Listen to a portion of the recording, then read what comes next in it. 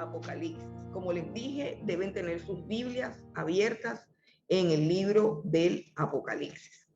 El libro del Apocalipsis es un libro que atrae mucha gente. Entonces, muchos de ustedes quizás están haciendo este curso por curiosidad, porque el libro del Apocalipsis despierta la curiosidad porque aparenta ser un libro misterioso, aparenta ser un libro extraño, aparenta ser un libro complicado, pero no es así.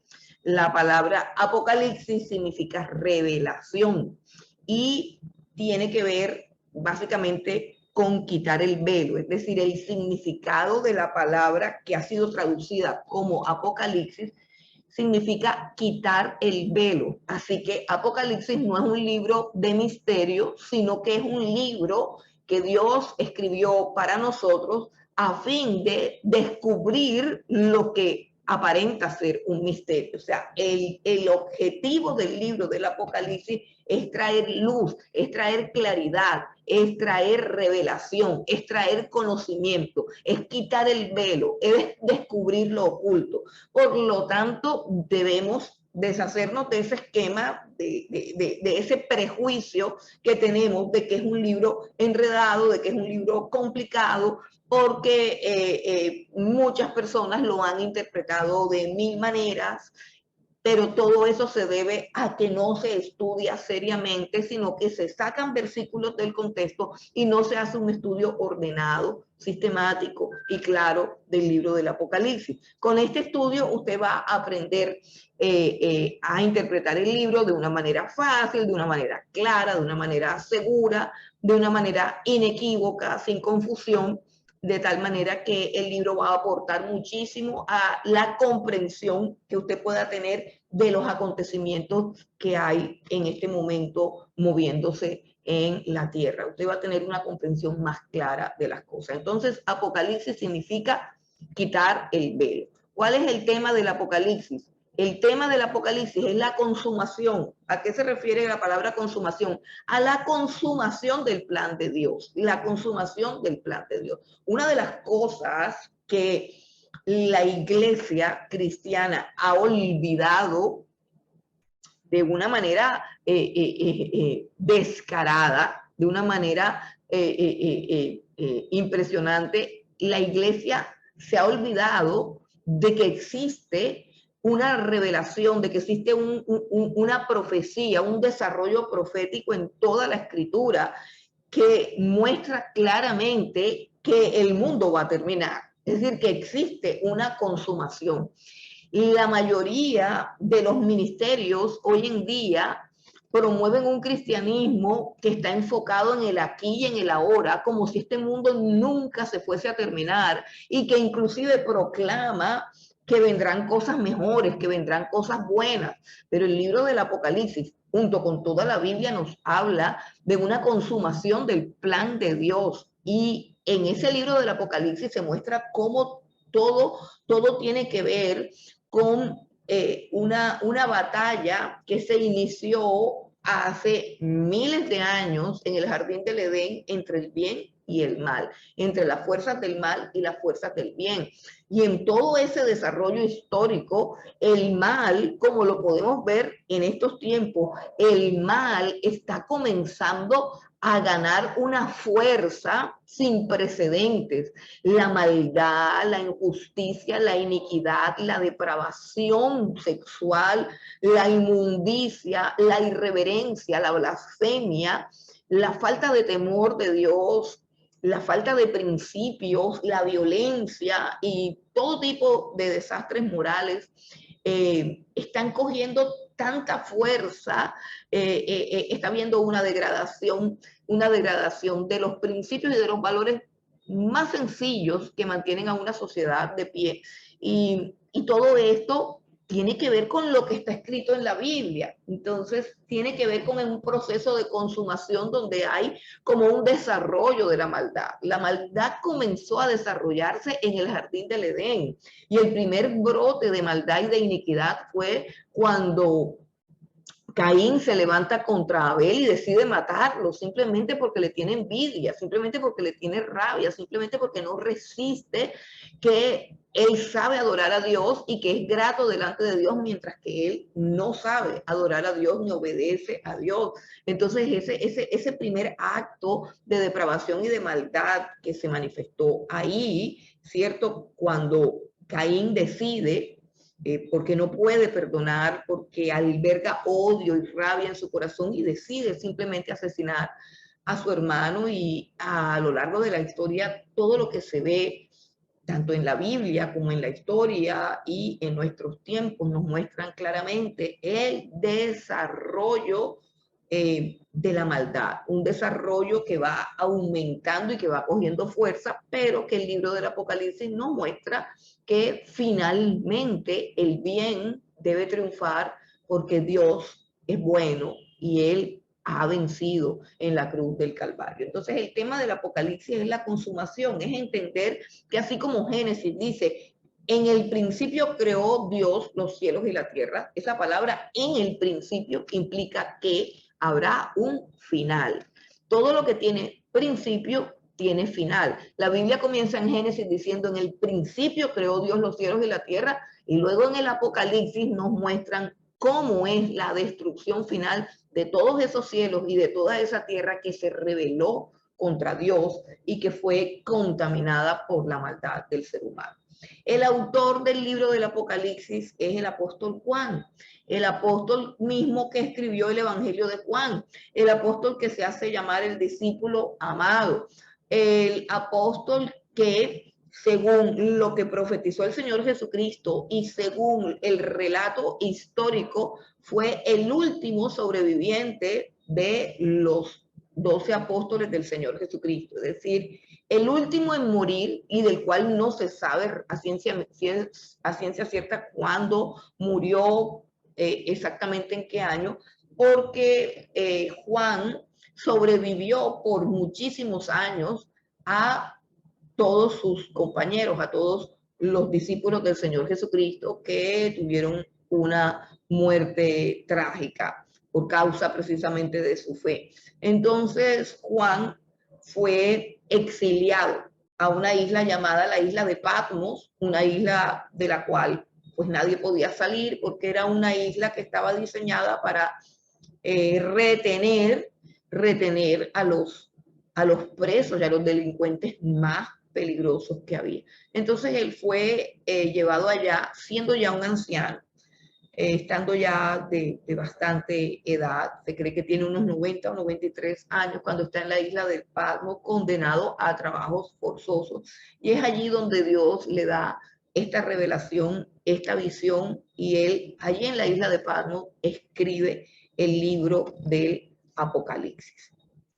Bueno, la fecha en que se escribió el Apocalipsis se cree que fue aproximadamente en el año 96 después de Cristo, en una época de gran persecución, porque en ese tiempo estaba gobernando a Roma el emperador Domiciano, que junto con Nerón fueron los emperadores más crueles y los que más daño le hicieron a los cristianos, los que más torturaron y asesinaron cristianos en su época.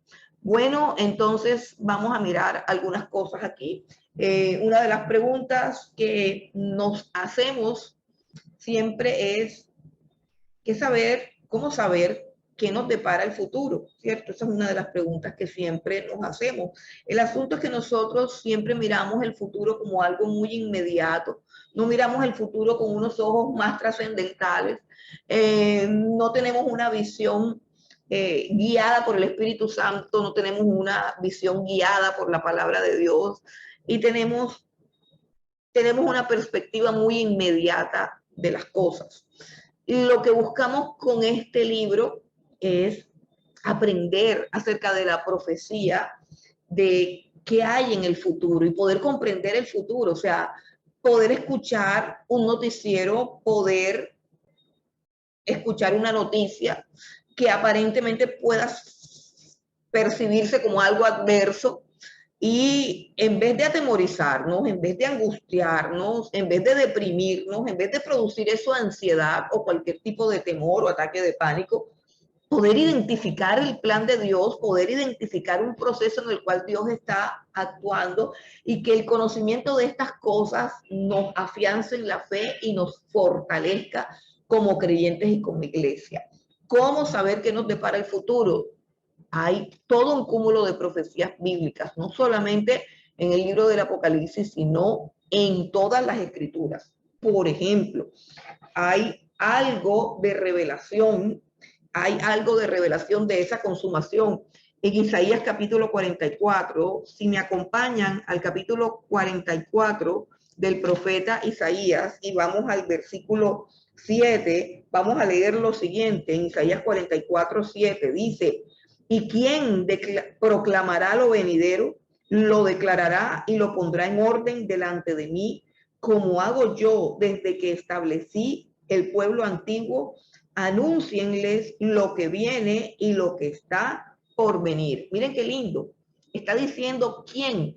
Nosotros hemos podido a lo largo de la historia conocer brujos, agoreros, falsos mesías, profetas, y quizás algunas de sus cosas y de sus vaticinios se han cumplido en parte, pero nunca al 100% y nunca con claridad y veracidad. Pero Dios está diciendo que todos los acontecimientos del futuro, Él los ha ordenado y los ha revelado en su palabra. Lo que pasa es que nosotros no estudiamos con orden las escrituras. Y ese es el llamado que estamos haciendo aquí en la Piedra Angular. Vamos a estudiar con orden. No vamos a abrir la Biblia como si fuera una lotería, como si fuera tirar unos dados. No vamos a abrir una Biblia para ver en qué página se abre. No, vamos a estudiar con orden, vamos a estudiar con diligencia. Cada libro de la Escritura tiene un contexto, tiene un mensaje y tiene un propósito para el cual fue escrito. Y eso es importante saber.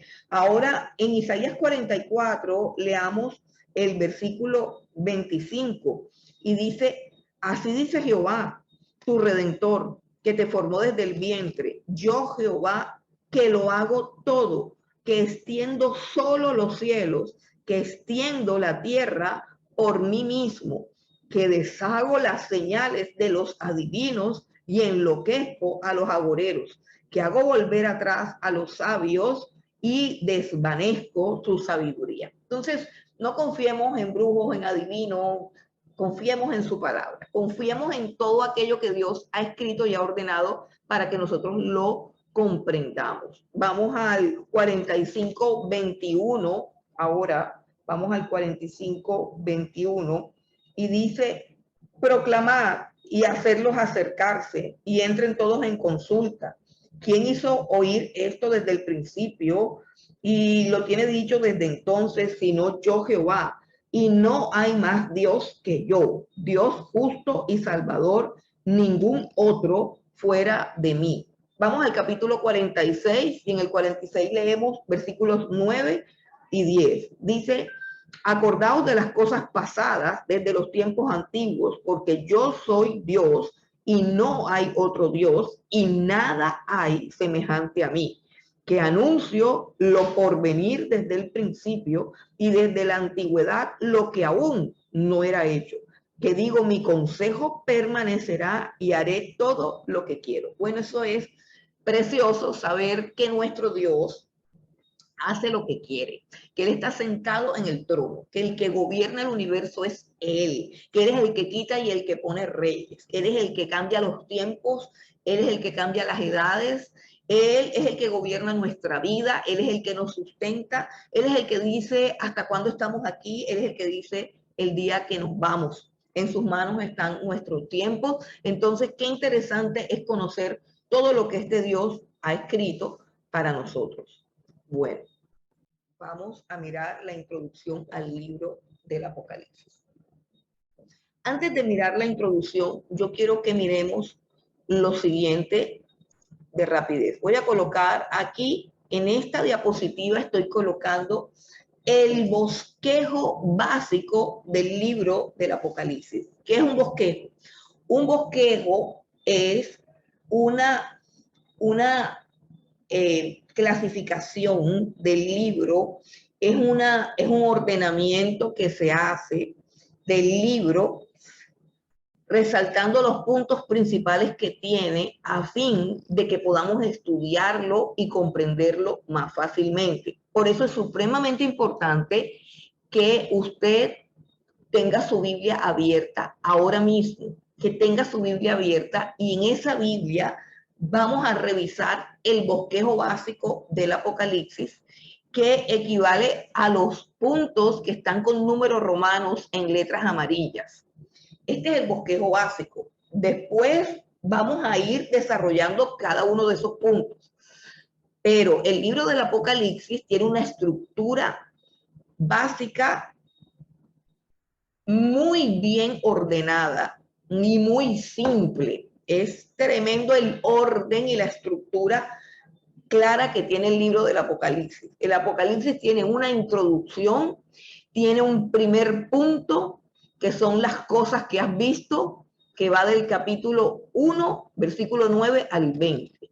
Tiene un segundo punto, que son las cosas que son, que abarca el capítulo 2 al capítulo 3. Y tiene un tercer punto que se titula las cosas que serán después, que abarca del capítulo 4 hasta el último capítulo del libro. Entonces, como repito, esto que estamos desarrollando aquí no es una conferencia para que usted se siente, escuche y después se lo olvide. No, lo que estamos desarrollando aquí es una clase para que usted aprenda. Entonces, usted tiene la Biblia abierta. ¿Qué es lo que vamos a hacer? Vamos a identificar, usted en su casa con su Biblia abierta, va a identificar las partes del bosquejo del libro. ¿Para qué? Para que usted comprenda el libro, para que usted comprenda la estructura del libro, para que usted entienda que el libro es fácil de entender. Cuando usted lo bosqueja, cuando usted lo divide en partes, es más fácil de entender. Imagínense que le colocan en una bandeja un gran trozo de un corte de carne. Usted no se puede comer esa carne entera. Usted agarra el cuchillo, agarra el tenedor y comienza a partirlo en cuadritos para poderlo comer con seguridad, con tranquilidad, y al final usted se va a comer toda la carne, pero usted no se la puede comer sin fragmentarla, sin partirla. Entonces, eso es lo que vamos a hacer con el libro del Apocalipsis. No podemos asimilarlo sin antes dividirlo, fragmentarlo, seleccionarlo y bosquejarlo, que es lo que estamos haciendo aquí. Entonces, vamos a identificar en el libro del Apocalipsis la introducción. ¿Qué es la introducción de un libro? La introducción de un libro es un escrito corto que está al inicio de un libro, donde se nos dice de qué trata el libro, para qué se escribió, cuál es el propósito del libro. Esa es la introducción. Vamos a leer la introducción del libro del Apocalipsis. Está en el versículo 1 al 8 del capítulo 1. Dice, la revelación de Jesucristo que Dios le dio para manifestar a sus siervos las cosas que deben suceder pronto. Y la declaró enviándola por medio de su ángel a su siervo Juan, que ha dado testimonio de la palabra de Dios y del testimonio de Jesucristo y de todas las cosas que ha visto. Bienaventurado el que lee y los que oyen las palabras de esta profecía y guardan las cosas que en ella están escritas, porque el tiempo está cerca. Juan, a las 7 iglesias que están en Asia, gracia y paz a vosotros, del que es y que era y que ha de venir, y de los 7 espíritus que están delante de su trono, y de Jesucristo el testigo fiel, el primogénito de los muertos y el soberano de los reyes de la tierra, al que nos amó y nos lavó de nuestros pecados con su sangre, y nos hizo reyes y sacerdotes para Dios su Padre. A él sea gloria e imperio por los siglos de los siglos. Amén. He aquí que viene con las nubes, y todo ojo le verá, y los que le traspasaron, y todos los linajes de la tierra harán lamentación por él. Sí, amén. Yo soy el alfa y la omega, principio y fin, dice el Señor, el que es y que era y que ha de venir, el Todopoderoso.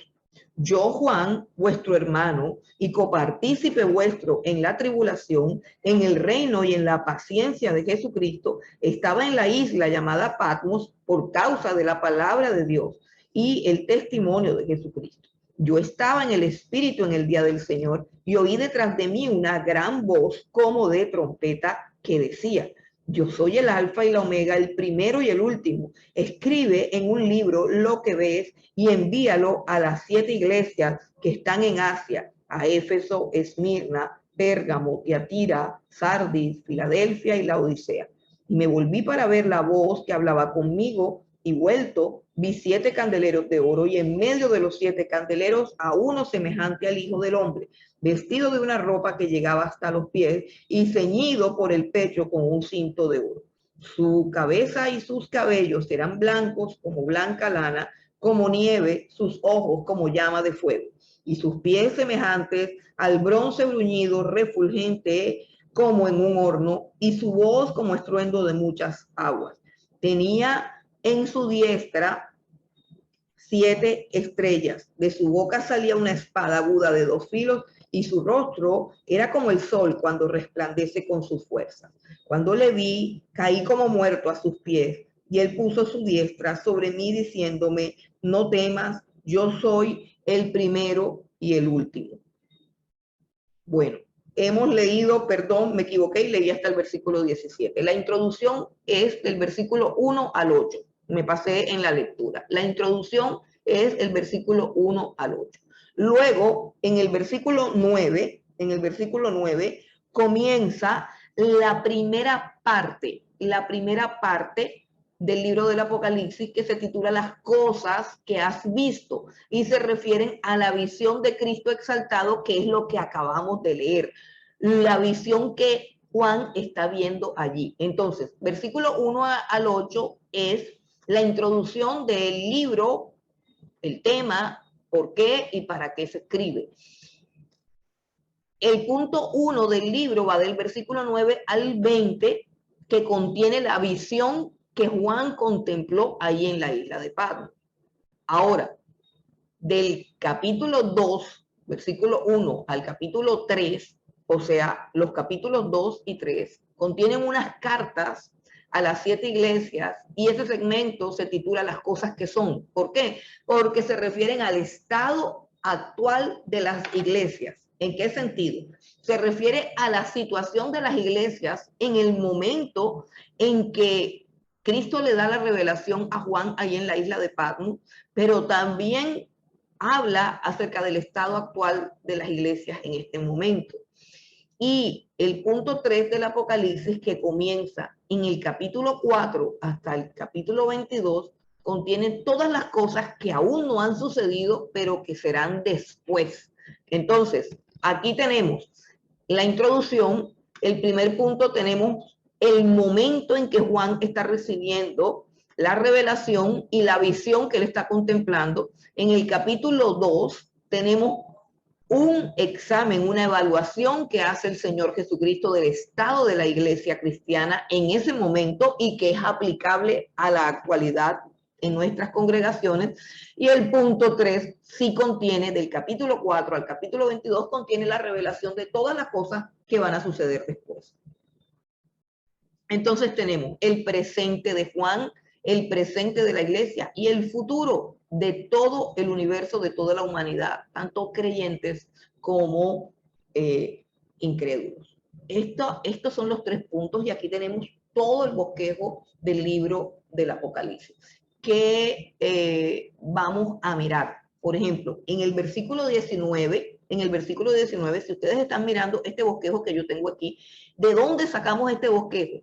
Este bosquejo lo provee el mismo Señor Jesucristo. El mismo Señor Jesucristo bosqueja la revelación que le está dando a Juan en estas 3 partes. Vamos al versículo 19 y vamos a leer lo que le dice el Señor a Juan. Mire lo que le dice el Señor a Juan, Apocalipsis 1, 19. Dice: escribe las cosas que has visto y las que son y las que han de ser después de estas. Y así, en ese orden, es que el Señor le da la revelación a Juan y le pide que escriba todo. Las cosas que han visto, que has visto, es lo que Juan está viendo ahí en la isla de Patmos. Está viendo la gloria del Señor Jesucristo, que se le manifiesta, que le habla y que le revela las cosas que has visto.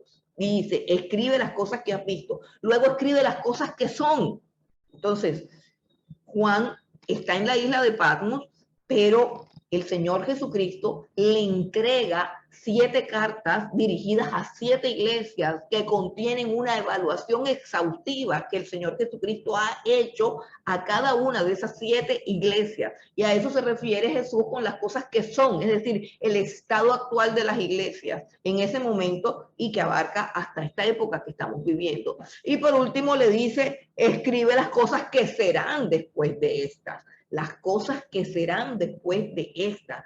Es el título del desarrollo de todas las cosas que van a suceder al final de los tiempos y comienza a partir del capítulo 4. Es decir, a partir del capítulo 4, lo que está escrito en el Apocalipsis no se ha cumplido. Del capítulo 1 al capítulo 3 ya todo se ha cumplido, pero a partir del capítulo 4 es donde comienzan las cosas que van a suceder pronto, pero que todavía no han sucedido. Entonces, vamos a tratar de aprovechar el tiempo avanzando con la introducción, que es el versículo del 1 al 8. El versículo del 1 al 8. Y lo primero que tenemos en esos versículos del 1 al 8, que es la introducción, lo primero que tenemos es las características del libro del Apocalipsis. Vamos a mirar los 3 primeros versículos nada más. Vamos a ir en orden. Vamos a mirar versículos 1 al 3 y vamos a observar las características del libro del Apocalipsis. Dice versículos del 1 al 3. Ahora sí no me voy a pasar en la lectura. Bueno, versículos del 1 al 3 dice lo siguiente. La revelación de Jesucristo que Dios le dio para manifestar a sus siervos las cosas que deben suceder pronto y la declaró enviándola por medio de su ángel a su siervo Juan, que ha dado testimonio de la palabra de Dios y del testimonio de Jesucristo y de todas las cosas que ha visto. Bienaventurado el que lee y los que oyen las palabras de esta profecía y guardan las cosas en ella escritas, porque el tiempo está cerca. Ok, la primera característica que tenemos aquí es que es una revelación. Lo que les decía, una revelación es quitar el velo. Una revelación es algo que se está dando a conocer, que estaba oculto, que estaba gris, que estaba confuso, que no estaba claro, pero que ahora Dios lo va a mostrar con claridad. Eso es lo importante, es una revelación. Pero ojo, ¿revelación de qué? Oiga bien lo que es. ¿Revelación de qué? Dice, la revelación de Jesucristo. Nosotros siempre hemos creído que el libro del Apocalipsis es una revelación del fin del mundo, que es una revelación de los acontecimientos finales. No tenemos tiempo para explicarlo, pero eso no es cierto. ¿Por qué? Porque los acontecimientos finales de la historia no estaban ocultos para Juan ni para ningún estudioso de la palabra de Dios. Escuche, algo oculto es algo que Dios no ha revelado, es algo que usted no puede encontrar ni siquiera leyendo toda la Biblia. Eso es algo que está oculto. Pero cuando se habla de revelación, se habla de algo que no se conoce, algo de lo cual no se tiene claridad. El libro del Apocalipsis no es una revelación del fin del mundo, porque el fin del mundo fue revelado de antemano en muchos libros proféticos. El libro de Isaías habla en una cantidad de porciones de los acontecimientos del fin del mundo. El libro de Miqueas habla de muchos pasajes del fin del mundo. Hay un libro profético cortito de uno de los profetas menores y es el libro de Joel. Ese libro contiene una cantidad de profecías acerca de cómo será el fin del mundo. Y todo ese asunto del fin del mundo, de los acontecimientos finales, ha sido revelado en muchos libros de la Biblia. Uno de ellos, el libro de Daniel, que acabamos de estudiar hace poco, el libro de Daniel. De tal manera que no se puede decir que el fin del mundo, los acontecimientos finales, la consumación del plan de Dios y todas estas plagas del Apocalipsis no se puede decir que eran cosas ocultas. No, eran cosas que ya se sabían. Así que si algo ya se sabe, Dios no lo está revelando. Pero ojo, quiero que lean, porque uno de los o el principal propósito de la escuela es que usted aprenda a escudriñar las escrituras y aprenda a amar la Biblia y entienda que usted tiene el Espíritu Santo y que usted puede comprender el libro, que ese libro lo escribió Dios para usted, que ese libro no le pertenece a los rabinos, a personas diferentes, a personas superdotadas, no, ese es su libro, usted tiene el Espíritu Santo, eso lo escribió Dios para usted. Entonces, mire lo que dice la revelación de Jesucristo. ¿Qué es lo que se está revelando ahí? Se está revelando a Jesucristo. Es el libro de la revelación de Jesucristo. Escuche, nosotros tenemos una cantidad de escritos, comenzando por el Evangelio de Juan, que es el evangelio más profundo, porque es el evangelio que trata acerca de la deidad del Señor Jesucristo. Juan, en su evangelio, aporta algo más que la historia y que la vida del Señor Jesucristo, porque aporta algo de la naturaleza divina del Hijo de Dios. Y su evangelio es más profundo. Pero es tan complicado para un judío comprender aquello que escribió el apóstol Pablo, aquello que escribió en muchísimas de sus cartas. El apóstol Pablo decía que en Cristo Jesús habitaba corporalmente toda la plenitud de Dios. Toda la plenitud de Dios. El escritor de Hebreos escribió acerca de Jesucristo, que Él es la imagen del Dios invisible, que Él es la misma imagen de su sustancia. O sea, que Cristo es Dios. Y ese es un concepto bien profundo, bien difícil de asimilar, sobre todo para unos discípulos que caminaron con Jesús, que comieron con Jesús, que durmieron con Jesús, que lo observaron cansado durmiendo en una barca, que lo observaron llorando y sudando gruesas gotas de sangre, que lo vieron morir en la cruz de la muerte más terrible, sin defenderse, sin levantarse, sin rebelarse. Es complicado conocer la gloria de Dios, porque Dios escondió su gloria en la humanidad de su Hijo Jesucristo. En Él está escondida la gloria de Dios. Todos los tesoros de la ciencia y del conocimiento de Dios, dice el apóstol Pablo, están escondidos en la persona del Señor Jesucristo. Si hay algo que nosotros necesitamos conocer, si hay algo que Dios nos quiere mostrar, no es el fin del mundo. Eso ya está mostrado y eso va a aparecer aquí. Sí. Ese es uno de los temas. Podemos decir, ese es uno de los temas que va a desarrollar el Apocalipsis, uno de los temas, las plagas, las copas de la ira, el juicio final, todo, sí, ese es uno de los temas.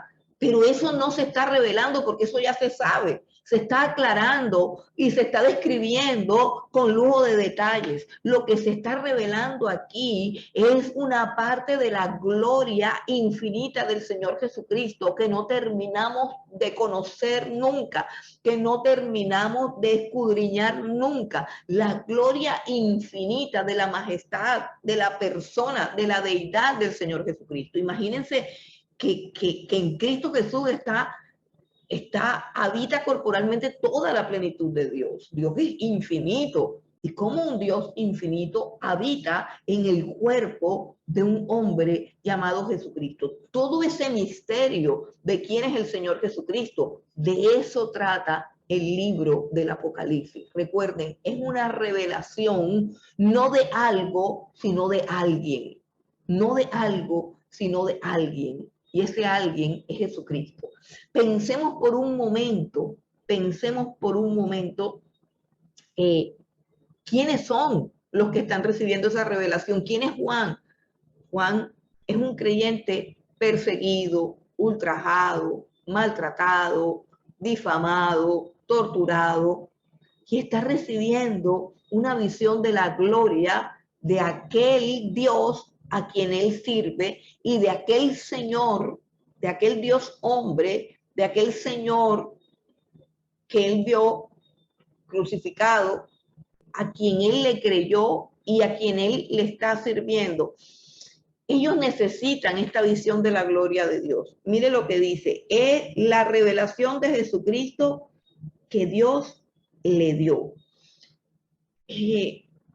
Esto es un poco más compleja la idea. Dice, el libro del Apocalipsis es una revelación del Señor Jesucristo. O sea, es una revelación de una persona. O sea, a través del libro de Apocalipsis, usted va a conocer más a una persona. Esa persona es Jesucristo. Ahora dice, que Dios le dio, que Dios le dio. ¿Quién está dando esta revelación?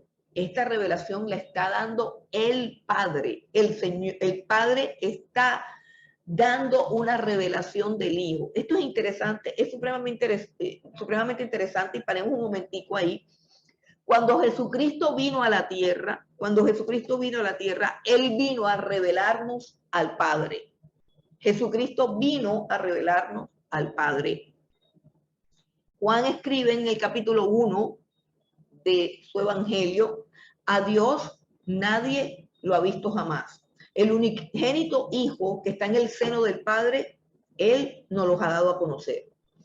Cuando Felipe le pregunta a Cristo, muéstranos al Padre y nos basta, Jesús le dijo, Felipe, ¿hace cuánto tiempo no estás conmigo y tú me dices que te muestra al Padre? El que me ha visto a mí, ha visto al Padre. El Padre y yo uno somos. Jesucristo vino aquí a la tierra, entre todas las cosas que sabemos que vino a salvarnos, a redimirnos, a expiar los pecados, a darnos vida nueva, a justificarnos de nuestra maldad. Entre todas las cosas que vino a hacer el Señor Jesucristo acá en la tierra, a cumplir el propósito eterno de Dios, el Señor Jesucristo vino a revelarnos al Padre, revelarnos su misericordia, revelarnos su justicia, revelarnos su grandeza, revelarnos su amor, revelarnos su poder. El Señor Jesucristo dice, en Él habita corporalmente la plenitud. Él vino aquí a la tierra para mostrarnos al Padre. Podemos decir que esa es una de las funciones del Hijo, mostrarnos al Padre. Pero el Apocalipsis es un libro especial porque es una revelación que el Padre hace del Hijo. O sea que en el Apocalipsis el Padre envía acá a la tierra una revelación de quién es su Hijo Jesucristo. Es algo tremendamente glorioso porque es como si el Padre hiciera un estudio, un álbum de las mejores fotografías que tiene de su Hijo amado, de su Hijo Jesucristo, y contara con su puño y letra todos los atributos, todas las glorias, todas las perfecciones, toda la pureza de su carácter, toda la gloria de lo que es el Señor Jesucristo. Y esto lo está haciendo el Padre. El Padre está diciendo, miren a mi Hijo. Por eso es importante el libro del Apocalipsis. No es importante porque nos va a enseñar un poco de cosas raras, no. Es importante porque es una revelación que el Padre está haciendo del Hijo. El Padre, el Dios Padre eterno, nos está diciendo a todos nosotros hoy, a través del libro del Apocalipsis, hey, vean a mi Hijo, vean a mi Hijo, vean a aquel que traspasaron. Vean aquel que humillaron, vean aquel que murió en la cruz, vean aquel que resucitó, miren su gloria, miren su grandeza, miren su poder, miren quién es Él verdaderamente. Entonces es una revelación de Jesucristo dada por el Padre como un regalo preciado para su Hijo, para honrar a su Hijo delante de nosotros, que somos la iglesia. Continuamos leyendo. La revelación de Jesucristo que Dios le dio para manifestar a sus siervos las cosas que deben suceder, para sus siervos. Escuche bien, esta es una revelación para los siervos de Dios, para los siervos de Cristo.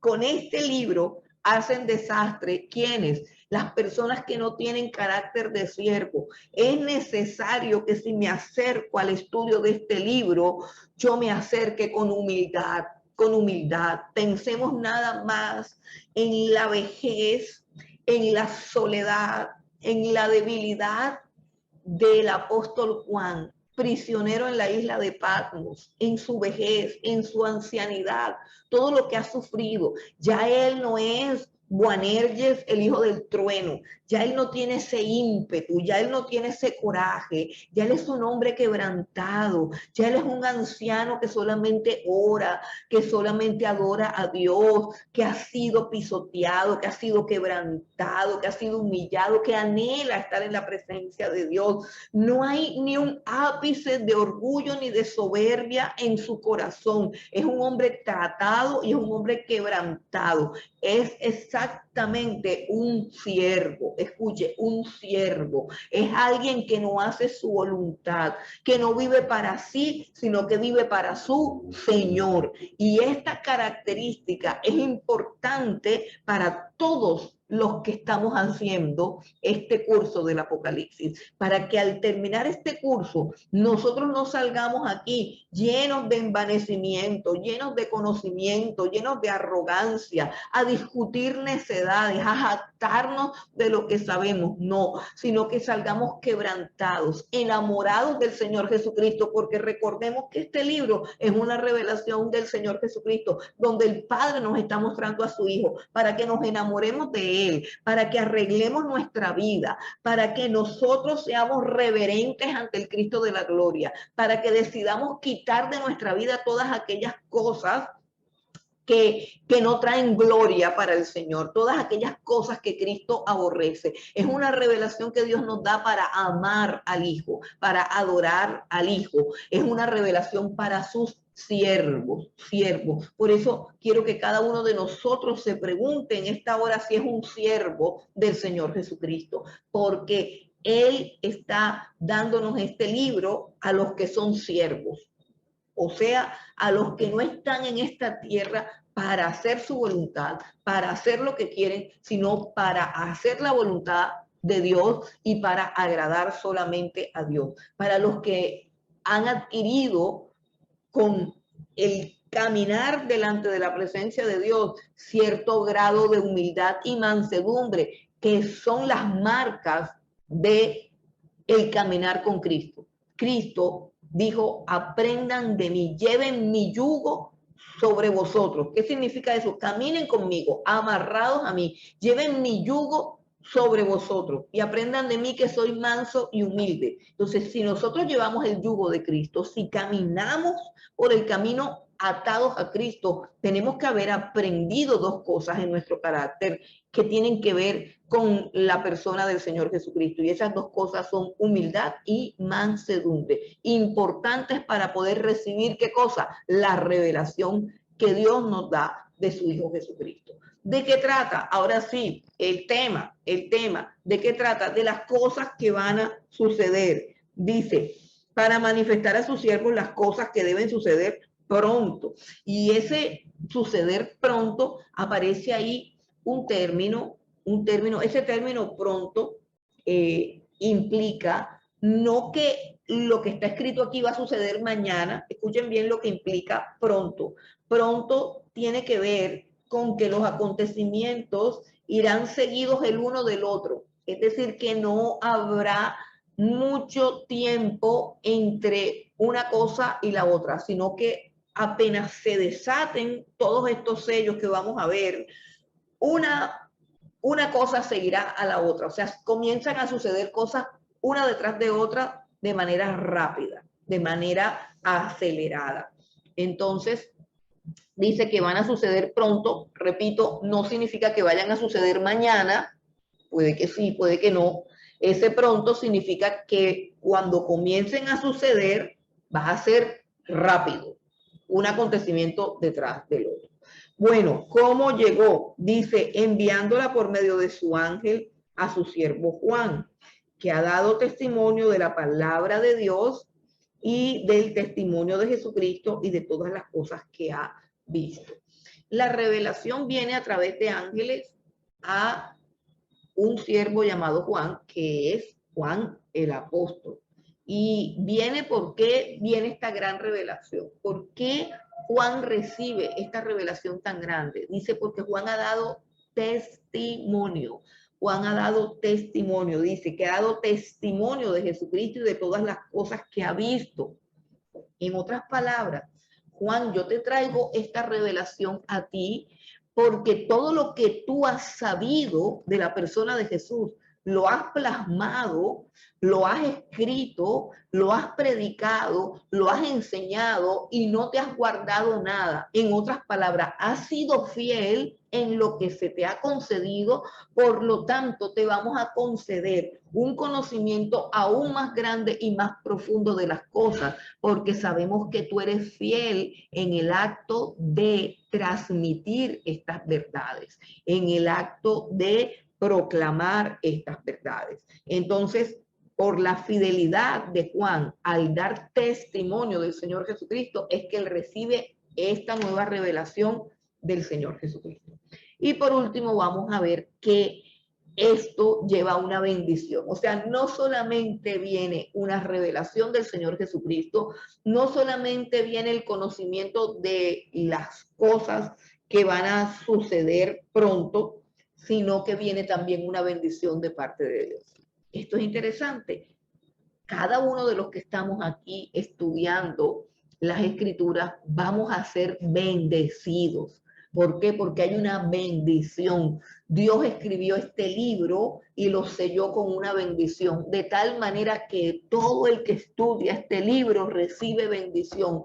Todos los que están conectados aquí y han dispuesto su vida y su corazón para estudiar el libro del Apocalipsis, están recibiendo ahora mismo una bendición de Dios. Son benditos de parte de Dios.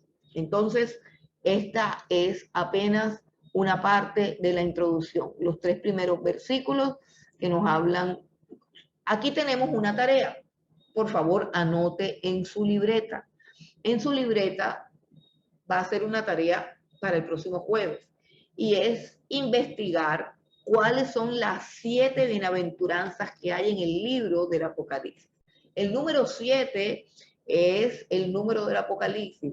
Hay 7 copas, hay 7 sellos, hay 7 trompetas, la tribulación dura 7 días y también hay 7 bienaventuranzas. 7 bienaventuranzas. Miren que así como hay 7 copas de ira, 7 trompetas, 7 juicios, así también hay 7 bienaventuranzas. ¿Y cuál es la tarea?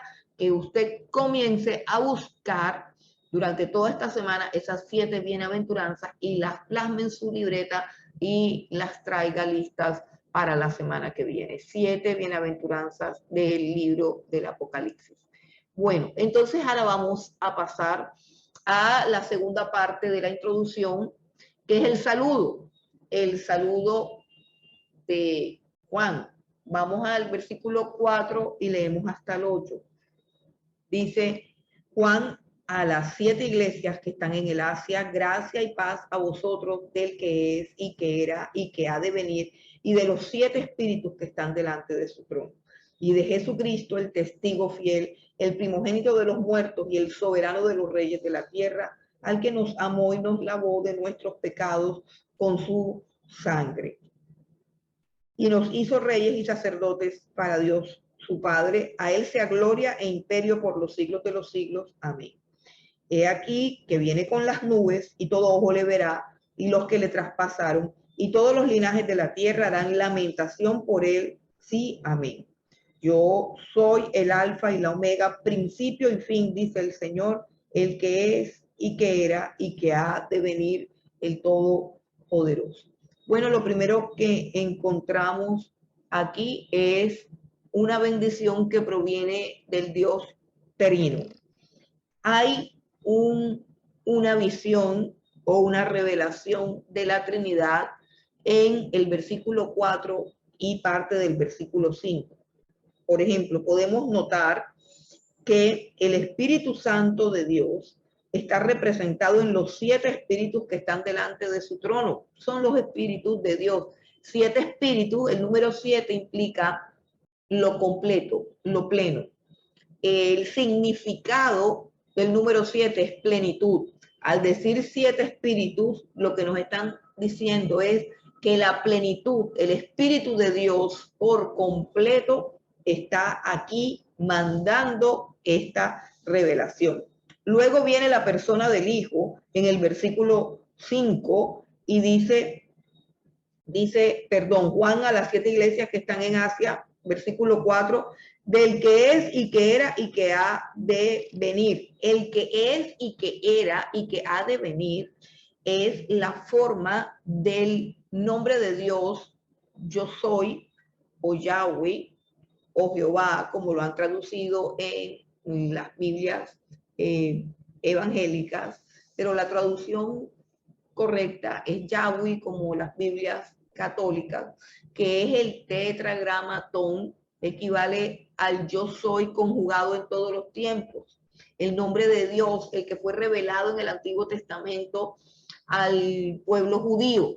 El yo soy, ese yo soy, Yahweh, ese tetragramatón implicaba el ser de Dios en la eternidad, porque el verbo ser en el yo soy está conjugado en pasado, presente y futuro, en todos los tiempos. Por eso cuando Juan dice del que es y que era y que ha de venir, el que es y que era y que ha de venir, se está refiriendo al nombre de Dios, que implica que es eterno, o sea, que fue en la eternidad, que es en el presente y que será en el futuro. Y los 7 espíritus, como ya les acabo de decir, hablan de la plenitud del Espíritu Santo, y la tercera persona de la Trinidad, perdón, la segunda persona de la Trinidad está en Jesucristo. Versículo 5 dice, y de Jesucristo el testigo fiel, el primogénito de los muertos y el soberano de los reyes de la tierra. Está haciendo una alusión a la Trinidad, al Dios Trino. Ahora hay una doxología. ¿Qué es una doxología? Una expresión de alabanza y de adoración. En la parte B del versículo 5 dice, al que nos amó y nos lavó de nuestros pecados con su sangre y nos hizo reyes y sacerdotes para Dios su Padre, a él sea gloria e imperio por los siglos de los siglos. Amén. El saludo contiene una doxología, que es una expresión de alabanza a la persona de Dios. Vamos a mirar qué más contiene este saludo. Este saludo contiene un avance de la segunda venida del Señor Jesucristo en los versículos 7 y 8. Aquí hay un avance, es decir, esto es como cuando vemos el tráiler de la película que nos vamos a ver, unos avances para que comprendamos lo que tiene de contenido este libro que vamos a estudiar. Entonces vemos el versículo 7 que dice, he aquí que viene con las nubes. Esa es una de las temáticas más importantes, la venida del Señor Jesucristo con las nubes. He aquí que viene con las nubes y todo ojo le verá. Esa es la segunda cosa importante, y es que ya no importa si la gente cree o no cree, de todos modos lo van a ver en el cielo aparecer. Será visible a todo el universo y a toda la humanidad. Dice, y todo ojo lo verá, pero hay un pueblo que lo va a ver de una manera muy especial, y ese pueblo es el pueblo judío, el pueblo de Israel. Dice, y todo ojo lo verá, y los que le traspasaron. ¿Quiénes traspasaron a Jesús? Los judíos.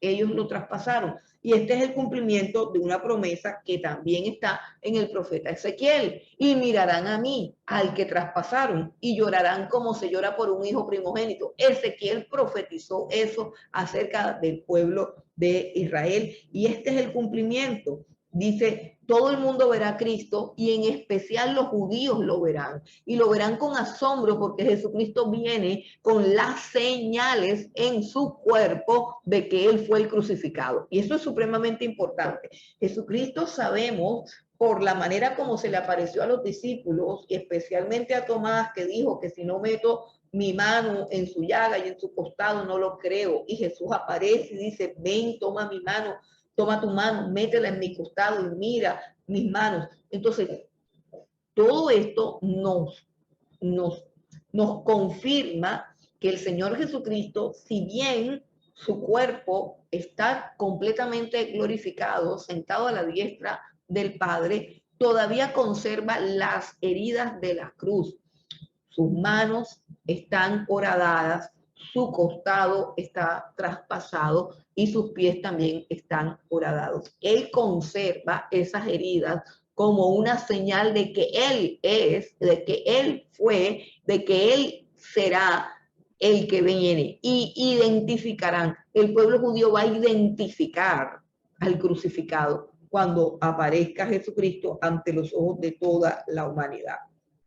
Y dice que todos lo verán y lo que lo traspasaron, y dice, y todos los linajes de la tierra harán lamentación por él, sí, amén. Dice, y todos los linajes de la tierra harán lamentación, o sea, llorarán. Escuche bien esa frase, llorarán.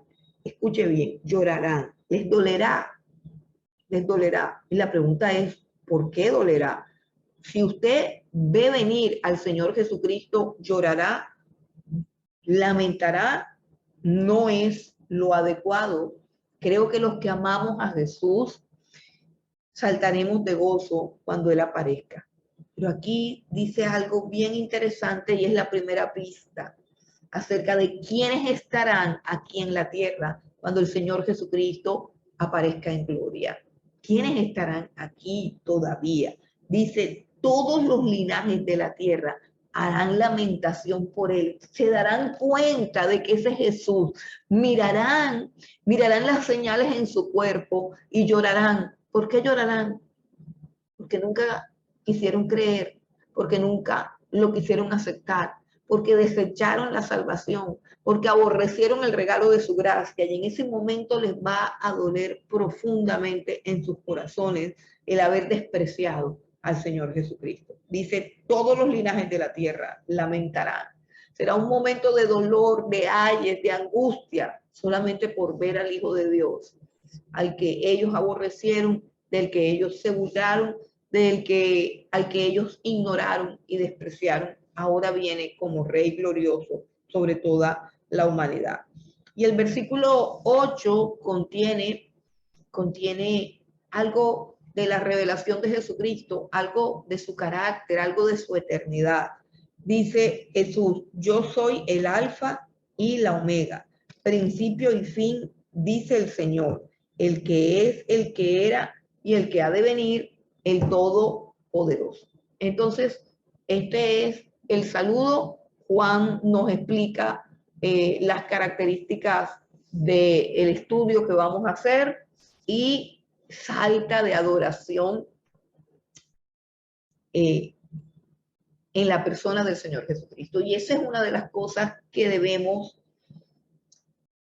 hacer, que debe suceder, una de las cosas por las que oro que suceda en su corazón, y es que a través de este estudio usted pueda desarrollar una capacidad de adoración, una capacidad de asombro, que usted pueda abrir su boca y proclamar la gloria de Dios, que mientras usted estudia este libro no esté callado, que usted pueda decir con libertad, gloria a Dios, al que vive por los siglos de los siglos, al principio y fin, que usted aprenda a adorar a Dios. Nuestro Señor Jesucristo tiene tantos nombres, tiene tantas excelencias, tiene tantos títulos. A veces comienzan a adorar a Jesús y no tienen argumento, no tienen nada que decir. Y Él es tan rico en atributos, tan rico en nombres, tan rico en excelencias, tan rico en victorias, en logros, en capacidades, en poderes. Y tenemos que aprender a adorarlo en todas las dimensiones de su ser y de su gloria. Bueno, continuamos entonces, pasamos al primer punto del libro del Apocalipsis. Recuerdan que el Señor le dijo, escribe las cosas que has visto. Aquí está lo que Juan ha visto. Este segmento que está aquí es la descripción de lo que Juan vio ese día en la isla de Patmos cuando recibió la revelación. Entonces, vamos a leer lo que Juan vio. Ahora sí comenzamos del 9 y vamos a ir por parte, vamos a ir del 9, vamos a ir del 9 al 20. Vamos a mirar si lo podemos dividir más. Dice el versículo 9, yo Juan, vuestro hermano y copartícipe vuestro en la tribulación, en el reino y en la paciencia de Jesucristo, estaba en la isla llamada Patmos por causa de la palabra de Dios y el testimonio de Jesucristo. Yo estaba en el Espíritu en el día del Señor y oí detrás de mí una gran voz como de trompeta. Ok, paremos ahí un momentito. Hay algo supremamente interesante. Juan dice, vuestro hermano y copartícipe vuestro en la tribulación. En ese tiempo la iglesia estaba siendo perseguida. En ese tiempo todos los cristianos participaban de la tribulación. Necesitaban esconderse, necesitaban huir, no podían ser vistos. Todos los creyentes tenían un padre, una madre, un hijo, alguien que había sido apresado por el Imperio Romano y que estaba siendo torturado y que estaba siendo ultrajado. La vida de ellos estaba marcada por el dolor, marcada por el sufrimiento, marcada por la difamación, marcada por la persecución. Y a pesar de eso, era un tiempo supremamente glorioso para la iglesia. Era una iglesia poderosa, era una iglesia gloriosa y sobre todo, hermanos, escuchen bien, era una iglesia gozosa, era una iglesia que alababa, que adoraba, era una iglesia que vibraba con el poder de Dios, que vibraba de alegría delante de Dios. Hoy tenemos una iglesia cómoda, tenemos una iglesia que no sufre, una iglesia que no está siendo perseguida, pero quizás Dios tenga que permitir un tiempo de persecución para que la iglesia madure, para que la iglesia se avive, para que la iglesia vuelva a tener aquella pasión, aquel gozo, aquella alegría, aquel denuedo que se ha perdido por tanta comodidad. Dice, copartícipe vuestro en la tribulación. Todo creyente estaba participando de tribulación. Todo creyente estaba sufriendo. Bueno, está en una isla llamada Patmos, ya eso lo sabemos, y la causa por la cual está preso en esa isla es por causa del testimonio de Jesucristo, es decir, por causa de que él no se escondía, por causa de que él no se avergonzaba del evangelio, por causa de que él predicaba. Si usted vive cómodamente y le cae bien a todo el mundo, si usted es una persona simpática para todo el mundo, usted no es cristiano. Usted no se ha convertido.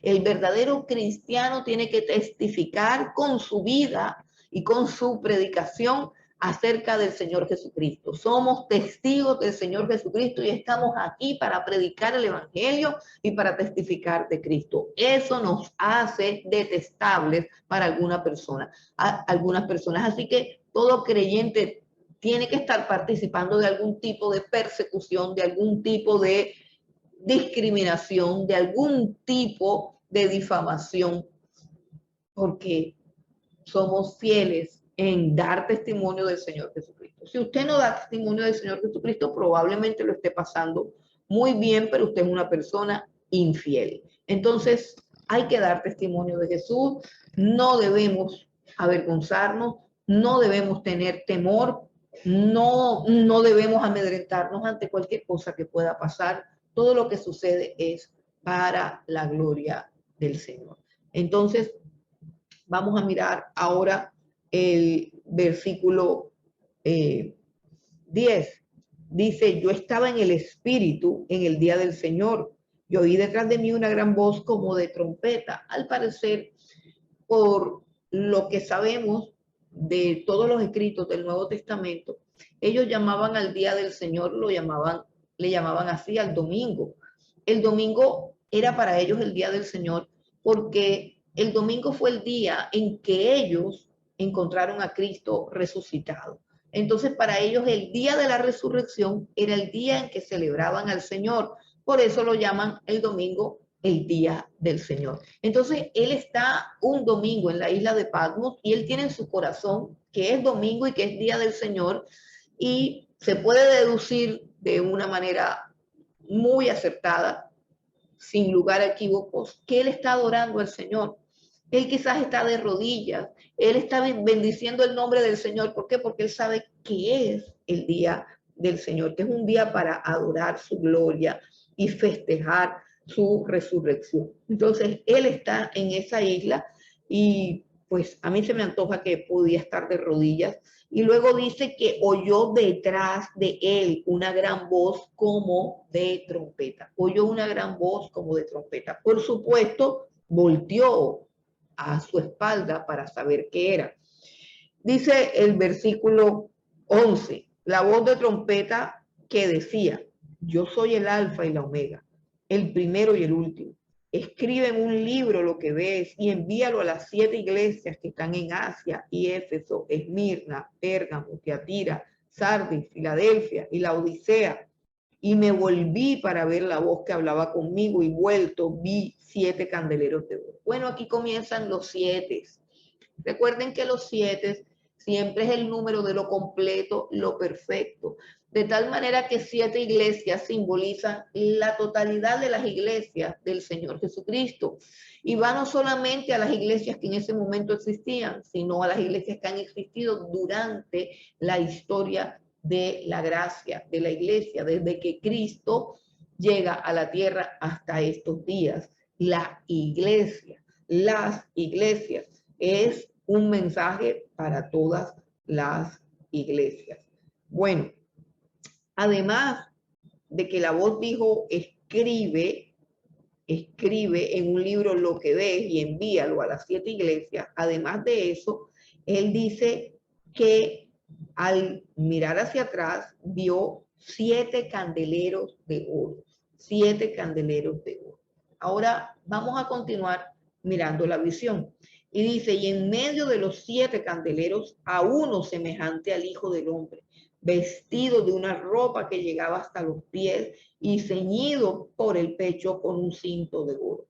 Su cabeza y sus cabellos eran blancos como blanca lana, como nieve, sus ojos como llama de fuego, y sus pies semejantes al bronce bruñido, refulgente en un horno, y su voz como estruendo de muchas aguas.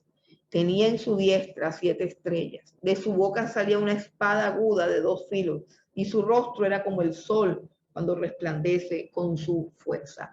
Este es un esfuerzo que hace el apóstol Juan para describir la gloria y el esplendor del Señor Jesucristo, al cual él está viendo y describiendo en este texto. Entonces dice que alrededor hay 7 candeleros. Dice su cabello y su cabeza son blancos, como blanca lana, como nieve. Eso habla de la eternidad del Señor Jesucristo, de sus años, ¿cierto? Cuando hablamos del anciano de días, es decir, alguien que ha vivido por muchísimos años, pero elevado a la enésima potencia, habla de la eternidad. El cabello blanco habla de la ancianidad, de la veteranía de Dios, de la eternidad de Dios. Entonces, él puede ver eso. Luego dice que también era semejante al Hijo del Hombre, y así lo llama Daniel también, el Hijo del Hombre. Ese es un título para el Señor Jesucristo. Pero además de eso, la ropa le llegaba hasta los pies y en el pecho tenía un cinturón de oro. La ropa que llega a los pies es la ropa sacerdotal, la ropa de sumo sacerdote. La ropa que llega hasta los pies se diferenciaba del judío normal, porque el judío normal, común y corriente, sus vestiduras, sus faldas, sus túnicas llegaban apenas hasta debajo de las rodillas. Pero cuando él dice que llegaba a los pies, es evidente que está hablando de una investidura sacerdotal. Jesucristo es nuestro sumo sacerdote y como sumo sacerdote vive para interceder por nosotros. Bueno, además de eso tiene un cinturón de oro. El oro significa la realeza y eso nos muestra que Jesucristo no solamente es sacerdote, sino que también es rey. El cinto de oro en el pecho simboliza la realeza de Cristo. Ahora dice que sus pies son semejantes al bronce bruñido, refulgente como en un horno, y su voz como estruendo de muchas aguas. Bueno, aquí están los pies de Jesús. Dice como bronce bruñido. Bruñido significa un bronce que ha sido brillado hasta el máximo, de tal manera que queda prácticamente como un vidrio, como un espejo. Los espejos en la antigüedad se hacían de bronce porque el bronce, al brillarlo y pulirlo al máximo, se convertía prácticamente en un espejo. Ahora el bronce como tal es un material que habla de juicio. El bronce es sinónimo de juicio y habla de que Jesucristo viene a poner sus pies sobre la tierra y a traer juicio, a juzgar a la tierra. Y su voz como estruendo de muchas aguas. Eso nos habla del poder de la palabra de Dios. Cómo Él con su palabra puede transformar vidas, puede calmar la tormenta, puede hablarle a la montaña. En fin, la voz de Dios es poderosa y la manera como Juan la representa es como el estruendo de muchas aguas. Dice que en su diestra tenía 7 estrellas y de su boca salía una espada aguda de 2 filos y su rostro era como el sol cuando resplandece con su fuerza. La boca de Jesús, sus palabras como estruendo de muchas aguas y su boca sale una espada aguda, que significa que la palabra de Dios tiene poder para cortar, para introducirse en lo más profundo de nuestro ser, para sacar a la luz las intenciones ocultas de nuestro corazón. La palabra de Dios puede penetrar en lo más profundo de nuestro ser, sanarnos, libertarnos, desenmascararnos, desnudarnos, reprendernos, exhortarnos. Todo eso lo hace la palabra de Dios, que sale de la boca, tal como Jesús lo dijo, no solo de pan viviremos, sino de toda palabra que sale de la boca de Dios. Bueno, ahora miremos un poquito, ya miramos la visión, ahora miremos los efectos de la visión. Una de las cosas que a mí me parece un poco divertida es el hecho de que hay personas que dicen que han tenido una visión del Señor Jesucristo. Bueno, podemos tener de pronto unos sueños y podemos tener en los sueños unas representaciones acerca del Señor Jesucristo, pero ver al Señor Jesucristo en persona es algo para lo cual no estamos preparados, no estamos preparados. Por eso el apóstol Pablo escribió que es necesario que esto corruptible, o sea, mi cuerpo corruptible, se vista de incorrupción. Es necesario que seamos transformados antes de ver al Señor. Tenemos que ser transformados. Tenemos que adquirir un cuerpo glorificado que pueda estar delante del Señor. Aquí Juan nos escribe acerca del efecto que produjo en él esta visión, que podemos ver, no es una visión, sino una realidad. Jesucristo está delante de él.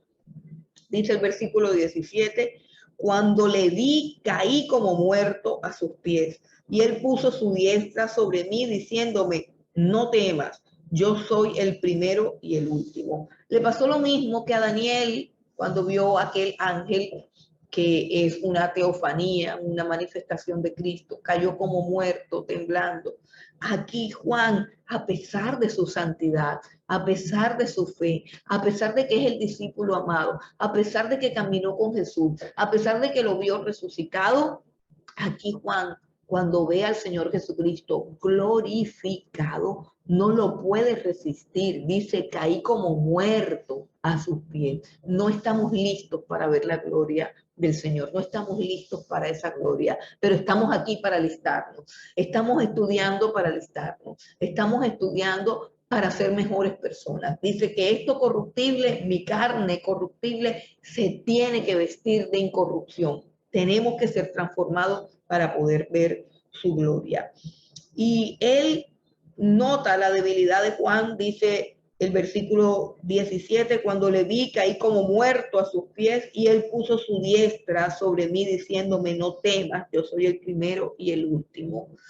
Es interesante ver que la mano del Señor, igual como lo hizo con Daniel, ahora la mano del Señor se extiende sobre el cuerpo debilitado y quebrantado de Juan, que ha caído al piso como muerto. El Señor extiende su mano y lo toca. Y con esa mano y con ese toque, el cuerpo de Juan es fortalecido. ¿Cuántos de nosotros necesitamos un toque de Dios? Yo lo necesito y estoy segura de que muchos de los que están aquí conectados necesitamos que Dios nos toque. Esa es una oración que podemos hacer con libertad. Señor, necesito que me toques. Señor, necesito de tu fuerza. Necesito que me bendigas. Necesito que soples sobre mí. Dios conoce las necesidades de nuestro cuerpo débil, de nuestro cuerpo cansado, de nuestro cuerpo enfermo, de nuestra incapacidad para manejar este tipo de impactos. Dios tiene misericordia de nosotros. Él puso la mano sobre Juan y le dijo lo que todos nosotros necesitamos oír: no temas, no temas, no temas. Esas son las palabras favoritas del Señor. Siempre que el Señor viene a nuestras vidas, su frase va a ser: no temas. Y hay alguien que está haciendo el curso y está experimentando momentos de miedo, de pánico, de ansiedad, de preocupación, de angustia, de escasez, cualquier situación que estés atravesando, la palabra de Dios para tu vida es esta: no temas. Si Jesucristo está hoy delante de ti, Él lo que está susurrando a tus oídos es la frase favorita de Jesús y la que más necesitamos nosotros. Esa es la frase que le está susurrando: es no temas, no temas, no temas. Yo soy el primero y el último. Miren qué lindo: no temas, yo soy el primero y el último. ¿Qué es lo que está diciendo Jesús a la vida de Juan? ¿Sabes qué? Yo soy el que le da inicio a tu vida y yo soy el que le pongo fin. Es decir, yo te tengo en mis manos, tú eres mío, tu destino aquí en esta tierra, toda tu vida está en mis manos. Eso es lo que Dios nos dice en esta noche: no temas, no temas, yo soy el primero y yo soy el último.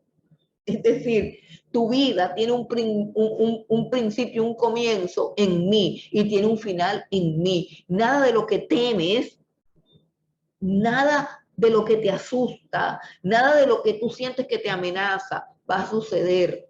Yo soy tu principio, yo soy tu final. No temas, no temas, no temas. Eso es lo que tenemos que pedirle al Señor. Señor, arranca de mi corazón el temor. Y el Señor Jesucristo tiene un sinnúmero. Saben que todos los teólogos han descubierto y todos los estudiosos de la Biblia han descubierto que la frase que más se repite en toda la escritura es esta: no temas, no temas. Eso es lo que te dice el Señor. Bueno, esos son los efectos de la visión. Ahora vamos a mirar la interpretación de la visión en el versículo 20. En el versículo 20, el Señor Jesucristo interpreta esa visión que ha tenido Juan, eso que él ha visto. Hay cosas que él no entiende, hay cosas que sí entiende. Y es interesante ver cómo él aclara esas cosas que Juan no entiende.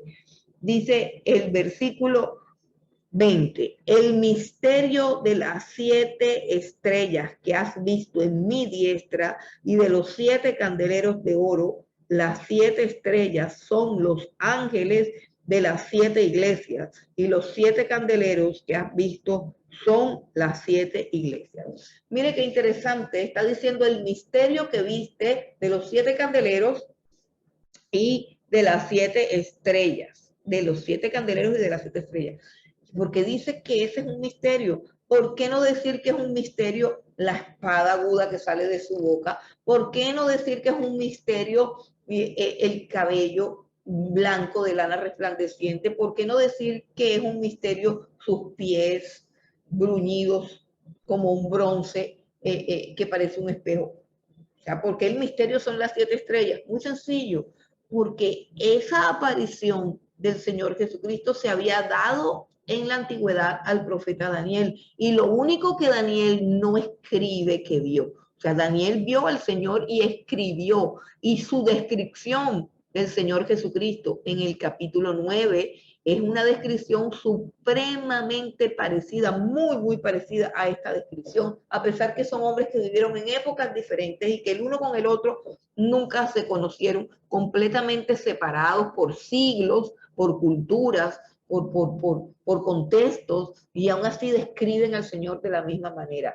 Pero el Señor dice: lo único misterioso de esta visión son las 7 estrellas, son los 7 candeleros. Y está diciendo: estas son las 7 iglesias y estos son los 7 ángeles que yo he puesto a cuidar de esas iglesias. Entonces, este es la única revelación que hay en este momento, los 7 candeleros, las 7 iglesias, es decir, que es una revelación, es mostrar algo que estaba oculto en el Antiguo Testamento. La iglesia es una realidad que no aparece con claridad en el Antiguo Testamento, más sí aparece claramente revelada en el Nuevo Testamento.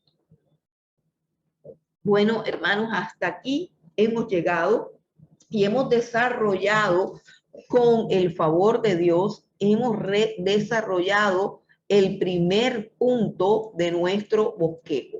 Vamos a mirar nuevamente el bosquejo para identificar a dónde llegamos nosotros, hasta qué punto llegamos. Regresemos al bosquejo. Aquí está el bosquejo, 3 puntos principales que son las letras en color amarillo, y estuvimos viendo la introducción del versículo 1 al 8 en el capítulo 1, y estuvimos viendo el primer punto que se titula Las cosas que has visto, capítulo 1 del 9 al 20. Es una visión de Cristo exaltado. Hasta ahí vamos en nuestro bosquejo, y en la próxima clase, que Dios nos ayude, vamos a ver el segundo punto, que son las cosas que son, y son cartas a las 7 iglesias.